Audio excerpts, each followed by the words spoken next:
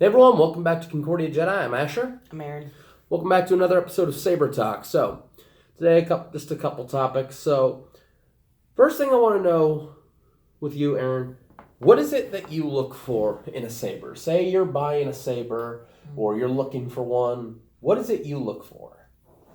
Like specifically in terms of the design. I'm not talking about in terms of like soundboard or color or maybe color, but just in terms of the design, what is it that you look for? I don't know. It's kind of hard to say. I kind of like the Qui-Gon-esque emitter. I don't know. It just speaks to me. Um, I kind of like a grenade. I mean, there doesn't have to be, but I kind of like a grenade section. I think it's kind like of prefer the Luke or Obi-Wan style? I kind of like the Obi-Wan better, where it's got The ridges, the extra, yeah. little notches. But Luke's is good too. Like this one. This one's the Luke style, yeah.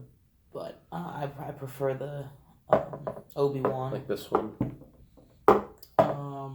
Yeah, I prefer the Obi-Wan, so not that one, but I don't mind this. And then pommel can vary, and the rest of the body can vary.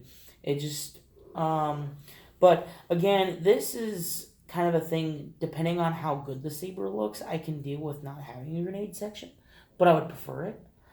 Just it's that classic, I guess, thing about Star Wars is the grenade section, to me, I guess.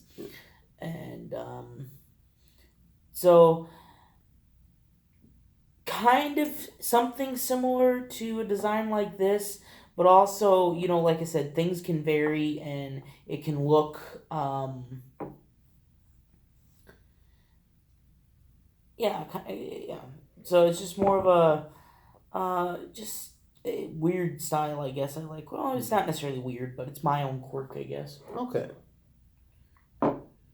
So with me, first thing you gotta know about me, I like the flanged Obi-Wan / Luke style emitters. Anything with this type of an emitter right here. I love that design. I don't know why it speaks to me so much. That's kind of the same way for me with the Qui-Gon-esque Like I love emitter. slanted emitters or Graflex style emitters, but to me this is the best type of emitter. Yeah, that's kind of the way it is for me with the Qui-Gon-esque emitters. I'm kind of the same way. Of course, when I go sabers, I like green. That's my go-to color. I like blue. So.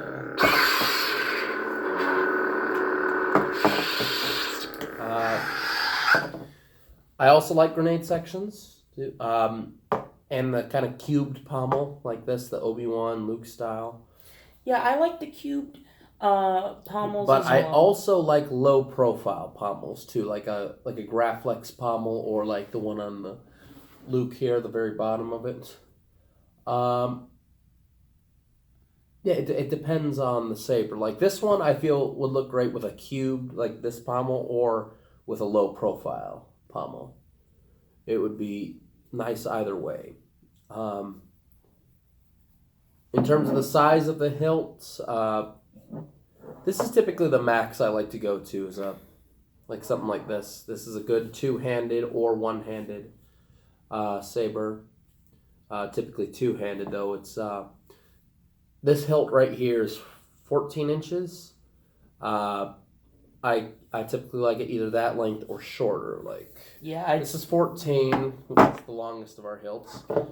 This right here is 11.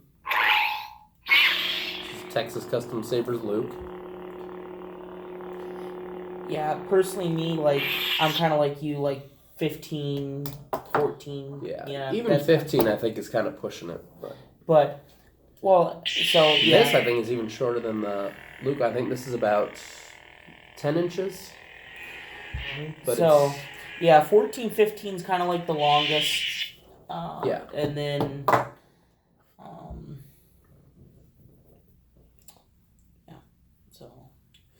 So of the soundboards you've had access to or that you've seen on the market, what would you say is probably your favorite? Like, or as a, let me rephrase that. What would you say is the best all-around soundboard? Like, in terms of you're not looking for bells and whistles, but you want something nice. Like, say someone came up and said, "What's a good soundboard that's not going to break the bank?" Okay, if Or you're break not, the bank in terms of lightsabers because it's an expensive hobby. well, right. Well, and again, it also depends on your budget too. Yeah. You know, when you say that, personally, me, I want a little bit more bells and whistles. Not necessarily everything, but I want a little bit more. But if you're looking for just the basic, but yet very nice soundboard, I'd say probably like your Nana Biscotti. Yeah. But if you're only looking for one or two sound fonts, then the V3 that's what's in this one. It's only got two sound fonts. It's got light meat and then dark meat. This is the soundboard itself is probably gonna run you only probably even less now with all the soundboard V4, and with all the soundboards on the market. So yeah, that would be a good option if you're right now. if you're just looking for a good soundboard with two sound fonts. Yeah. Now, me personally, If you want to get a little more fancy, you go V4 with 3. Right. And you've gotten here a Saber Core Viridian soundboard by Right. Saber Forge, which is actually nice because even though it only has the one sound font and a couple of swings and clashes, it does have something that the Nano Biscotti doesn't have. And by the way, this is one of the loudest sabers we have here. Very, very loud saber. I don't know if it's the resonance or if it's the speaker, because I think we have the same speaker. I think it's the resonance of the hills. I think it's a mixture of the two. But anyway, this has something that the Nano Biscotti doesn't have, and that's the blaster. Right, which I personally like. That's why, I like it too. It's just not something that I need on my Saber. I wouldn't necessarily say need it, but I would prefer it. It's nice, though. I would prefer it. So that's why when I get my next one, whenever that may be. You're looking to get Prism? I'm thinking a Prism, but I wouldn't leave out the question of looking for something higher, because depending on my budget, if it grows. Because, part of me, before I was like, one of the coolest things that would be able to have, because personally, I'm not going to get, me and Asher both agree, we like the NeoPixel, but we're not fully bought in yet. Not yet. Thomas is getting the NeoPixel at some point, very soon, hopefully, so I can see it before I end up going wherever it is after graduation, but NeoPixel is something I'm going to have to see in person, something I'm going to have to hold in my hands, because everyone I've talked to who has owned a NeoPixel has, when I asked them about its durability in terms of doing the same, oh yeah, you can whack these around, they're durable, but you've still got the LEDs inside the part you're smacking against stuff. And from what I've learned, hard dueling has different meanings depending on who you ask in the community. To some, hard dueling could be like what we do in our videos, the smack, but to others it might be, just kind of some tapping together and not necessarily doing all the spins and long, wide, broad strokes that we do. So it's just one of those things where we like it. We think NeoPixel is really, really cool.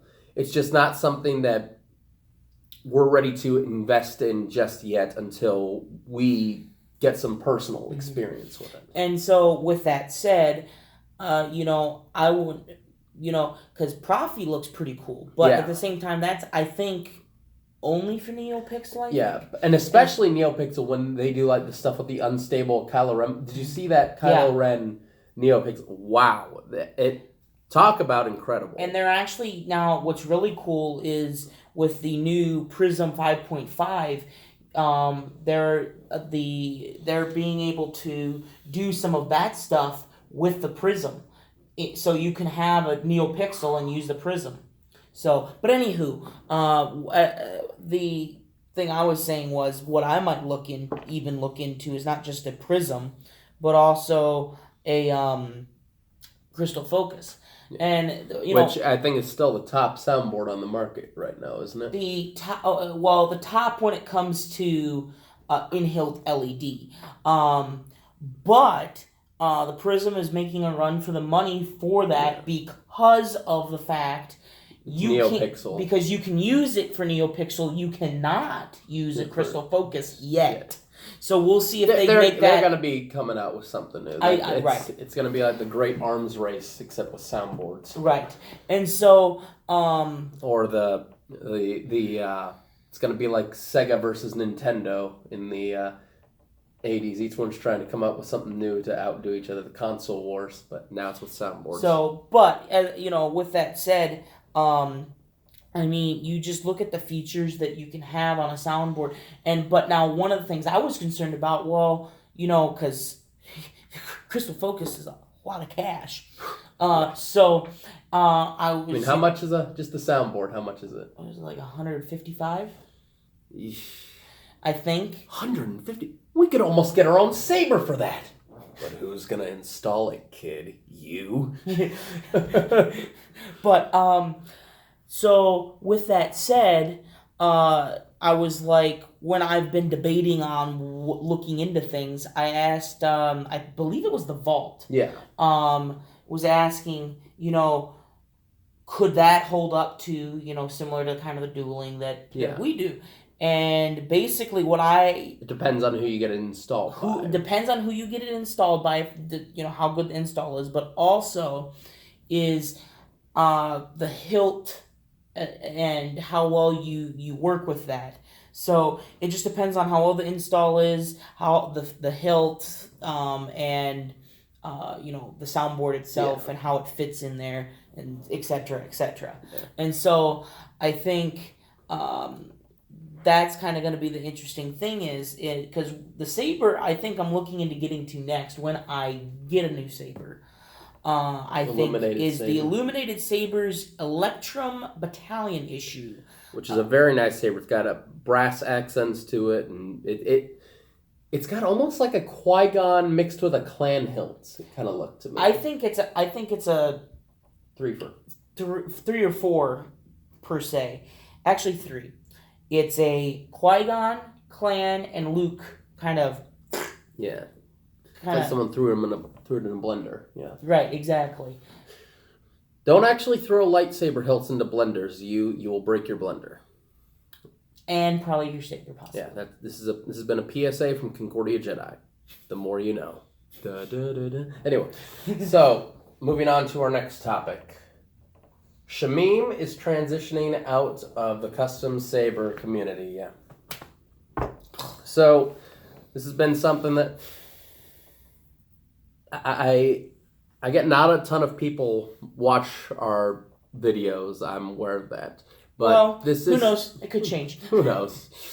Hopefully.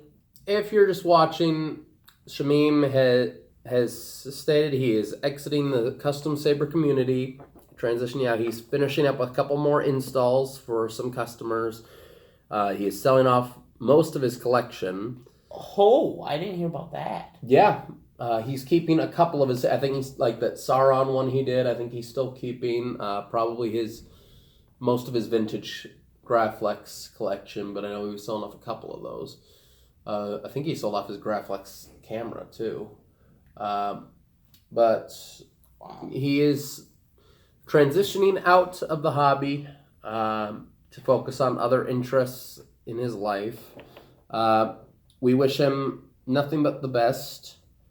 And yet it is kind of sad because Shameem is the guy who really got us into the hobby. He's absolutely. I got my first lightsaber right here after watching a couple of Shameem's videos and thinking, this is really cool. I got to get me one of these things.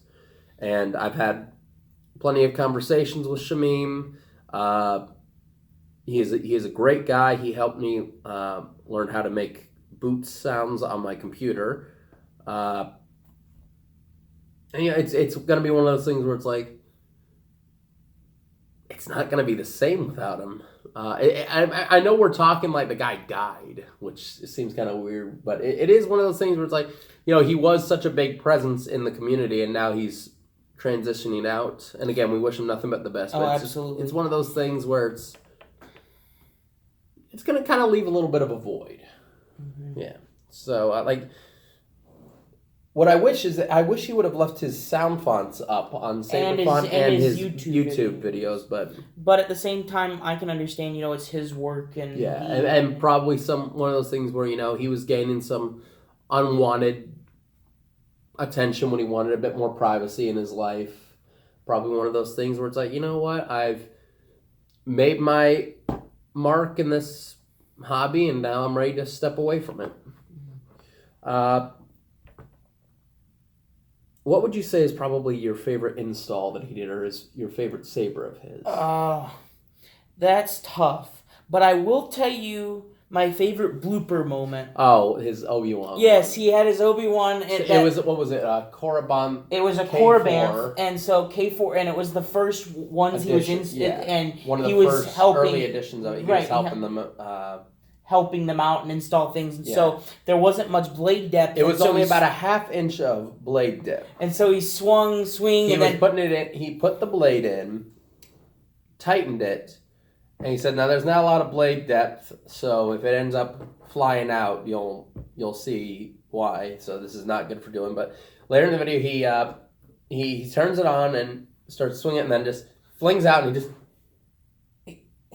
and for some reason, Aaron cracks up every time at that. Not just that, but also his facial expression and everything. It was just priceless. Yeah, it was funny. No, I liked it in his. I liked his vintage Graflex. Like he had installed a vintage Graflex, his first ever real big install. Whereas I got to touch and install a vintage Graflex used in film, and he's showing it off. He's saying around, and then he gets the case. Guys, it's a vintage Graflex! I'm freaking out just a lot, or something like that. But it was, I love that. I thought it was hilarious. I don't know if he's still gonna be active on the group or whatever, or if he's just transitioning out of installing. I hope he's still active in the group because. I don't know. I've seen a few posts from him in the group where it's just him commenting on something. So I hope he's still kind of an active presence in the group. But I think it's one of those things. He's got a girlfriend now. He's probably looking to transition into new areas in his life. So we're gonna miss you, Shameem. If you ever come back, we'll be here. Well, not necessarily exactly here, but right. Yeah. Bad joke. Sorry. So what else has been going on in the Saber community? No, not as much as necessarily the... we got some new people already creating the lightsaber we see Darkseid Ray use in the D23 footage. Someone had a... Get out. Somebody already did that? Someone already did machined an aluminum hilt with a locking mechanism where you flick it out and it locks in place into a double-sided lightsaber. Yeah, they just haven't installed it yet, but it looks pretty cool. That might be one heck of a thing to try and install. Yeah, but I imagine the locking mechanism is a separate attachment, so it'd be just installing two separate sabers and then screwing them onto the locking mechanism, and then because I know some people have already done that same thing with the Temple Guard staff, because it's the same kind of flick out locking mechanism. So you said you're considering going to Prism or Crystal Focus. Mm-hmm. I think. What can I say?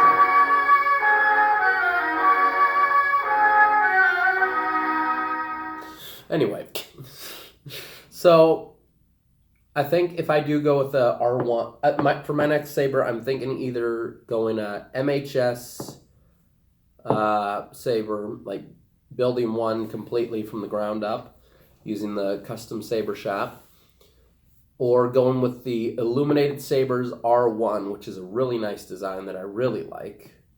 Part of me's thinking, stick with the classic, the Nano Biscotti.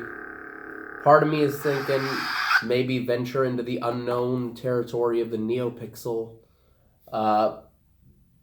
And part of me is thinking, like, maybe just go all out and do something crazy, all the bells and whistles.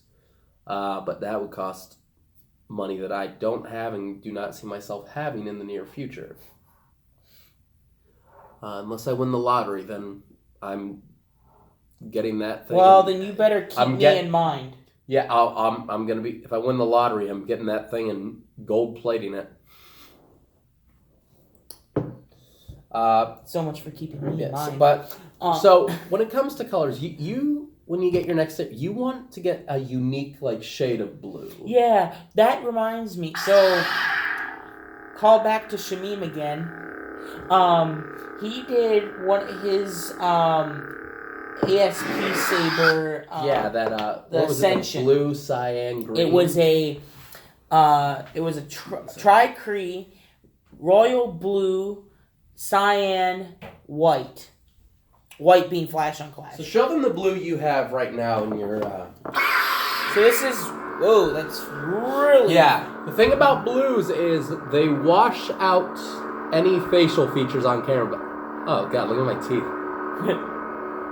So this is more of your Guardian blue or royal blue. Right, deep blue. Yeah, this is more of the Revenge of the Sith, Obi-Wan, Anakin, kind of just that standard blue you see in the films. Right.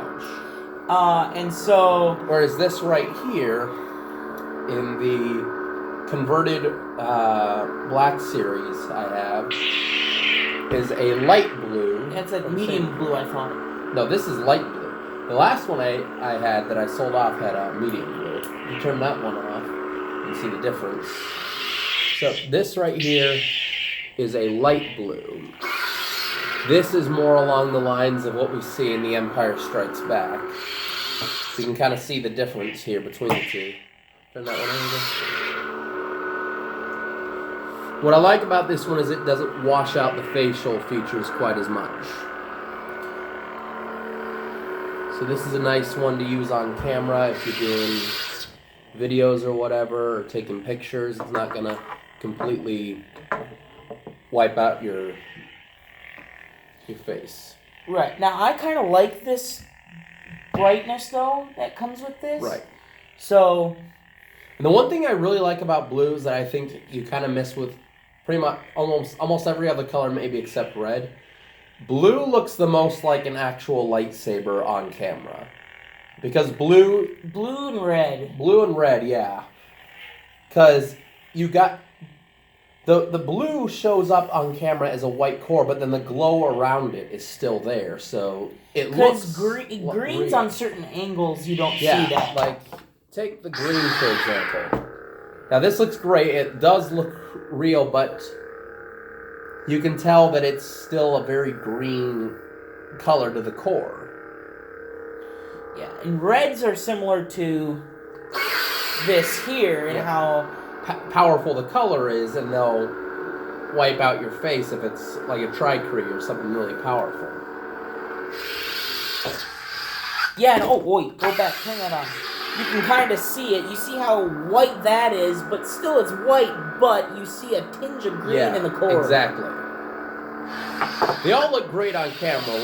We're just saying they all absolutely look fantastic. And this is the green lime mix of my Luke Saber. Let's go to the light blue. Now this one definitely has a greenish yellow tinge to the blade. Now, actually, personally, I think that one's a little bit better than this one when it comes to the core looking more accurate. Yeah. Also, something I really like about thin necks, and that I saw Shameem mention in one of his videos that he likes about thin necks, is how you've got this really thin neck section, and then it's like the blade, the energy has to like go up through it, but then just ignites and shoots out. And I really like that too. I think the color of this one looks better on camera to me than it does in person. Agreed. Like, on camera, it's a really, really nice green, but it's a lot more yellow in person. Which is why I'm thinking of maybe just going like a green lime. Because I love the addition that the lime makes to it, but I'd like a little bit more green. Right, and so that would get rid of his flash on clash, and so... Right. This has a white flash on clash, which flash on clash is nice, but it's not something, again, that I need. I like... Now, you know what I would do, if you could possibly do it, is...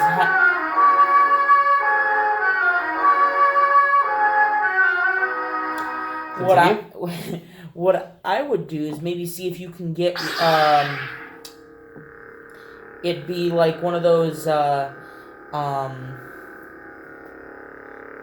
am I thinking?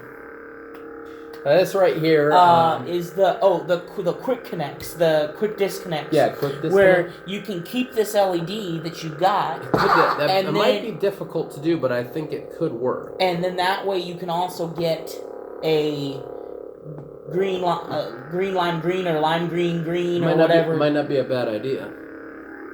But whereas this just has the shimmer on clash effect, which I think works just as well for me. And another thing. Here, compare the greens here. Yeah. Whereas the top is more of an emerald green, the bottom is more of a yellow green.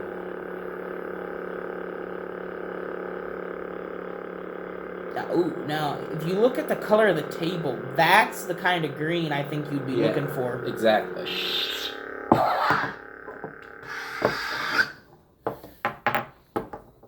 Something I like doing when you have all these sabers together, when you do this on camera, and kind of turn that one off for a second, like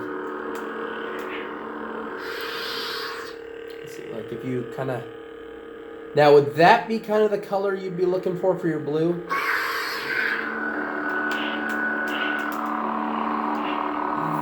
That right there. Shut on the table and see how this color looks. So this kind of blue right here. That kind of blue. Well, now I'm curious. All right. For all the marbles. See, the blue is a really powerful color. It washes a lot of these out. So that color right there that you see right there. Oop, flip that back on. Oop. So here, and then put that right there. That's about the color I'd be looking for. It's nice. Oop. And it's a good. It still is real bright and washes it out, but also at the same time it's a very unique but classic, but yet its own color. Right.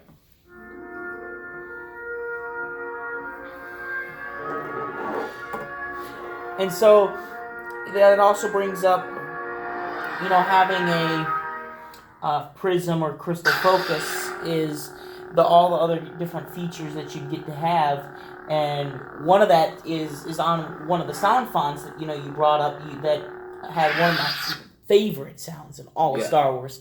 It only has it for a stab. Yeah. Now you could, if I were to have a crystal focus, I'd have that.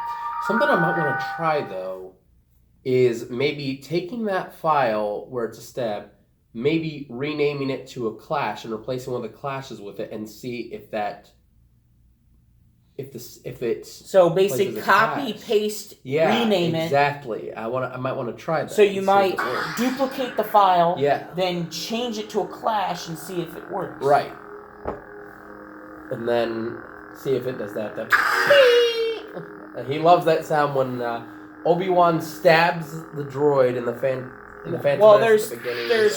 Or Qui-Gon stabs it. Qui-Gon stabs. You have a stab, but it's not. It's kind of a stab, but it's a slash stabbing type of thing. Obi-Wan. It makes this real high-pitched whine sound that he really loves. And so then there's that, and then also there's a similar sound, which I don't know if it's on that font or not, where Obi-Wan is fighting Darth Maul at the end of the film, and